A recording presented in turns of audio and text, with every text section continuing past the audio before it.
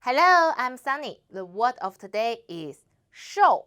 In this video, I will teach you how to pronounce it, how to write it, and how to use it.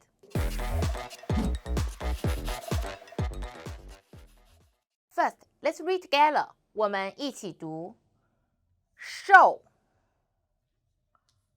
诗 roll up your tongue. 诗 The final o 诗 o show and first tone show. Very good. Now let's write it.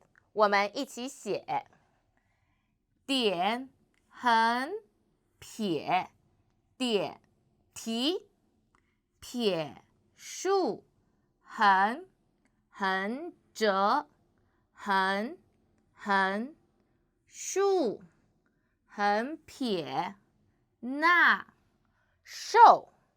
show have 2 meanings. First one, thin. She's very thin. 她很瘦。The second meaning is become thin. 我瘦了 I become thin. That's all about show. If you liked this video, please like and share to your friends. Thanks for watching. See you next time. Bye bye.